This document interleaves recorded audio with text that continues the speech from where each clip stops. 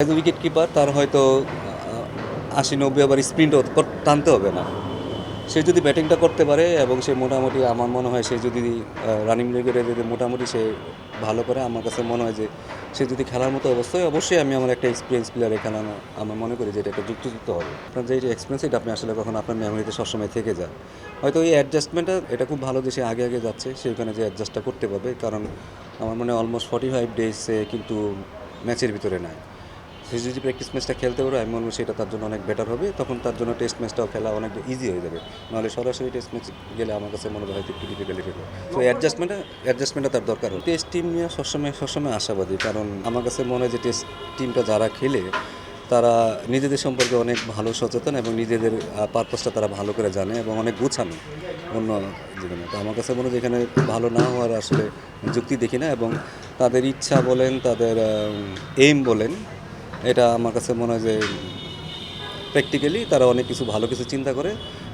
যেহেতু এক্সপিরিয়েন্স আমার মনে হয় যে তারা যদি বাইরের আমাদের যে 4টা টেস্ট আছে আমি আশা করবো যে এখান থেকে যদি আমরা কিছু ম্যাচ ভালো করতে পারি, তখন দেশে যখন আমাদের বাকি 4টা ম্যাচ আছে যদি আমরা 4টা ম্যাচ জিতে যাই তাহলে আমরা মনে হয় যে টপ 1, 2, 3 মধ্যে থাকতে পারবো। জাকির যে ক্যারেক্টার মধ্যে সেই ক্যারেক্টারটা আমার মনে হয় যে হয়তো অনেক চাপের মধ্যে, কিন্তু বাট অ্যাজ এ ক্রিকেটার তার কিন্তু আমি মনে করি সে অনেক ভালো ফাইটার এবং সে মাঠে ফাইট করতে জানে এবং তার রোলটা সে ভালো জানে।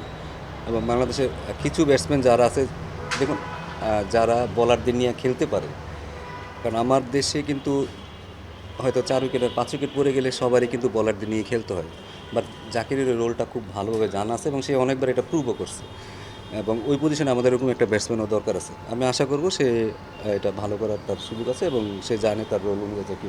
আমি তো কোচিং করাই, তো কোচ হিসেবে আমার আসলে খুব, আমি যদি কোচিং মাঠে থাকতে পারি, কোচিং করাইতে পারি বাচ্চাদের, যার সাথেই করি, আমি এটা সবসময় এনজয় করি। মানে ওই গোনায় যে আমাকে ওই বড় প্লেয়ার করতে হবে, কারণ বাট একটা জিনিস আমার মনে রাখতে হবে যে আমি যে জেনারেশনের, আমার সাথে আমি নেক্সট 2টা জেনারেশনের সাথে কিন্তু আমি অ্যাডজাস্ট আমার তাড়াতাড়ি হয়ে যাবে। বাট এখন যেহেতু আমি আবার এইচপিতে আসছি বা ওরা আমার হয়তো 4 জেনারেশন পিছনে, এখন আমাকে অ্যাডজাস্ট করতে হবে। ঠিক আছে, কোচিংয়ের কিন্তু এটা একটা বড় দিক যে আমি কীভাবে অ্যাডজাস্ট করতেছি, কারণ তারা এখন জেএনজি যুগের, তারা মোবাইলের যুগের, তার সাথে আমার এখন আগে আমাকে অ্যাডজাস্ট করতে হবে, নাহলে আমি তাদের সাথে কোচিং করতে আমার ডিফারেন্ট হয়ে যায়। বাট আমি এই জিনিসটা বুঝি, কারণ এরা দেখলে হয়তো আমাকে একটু ভয়ও পেতে পারে।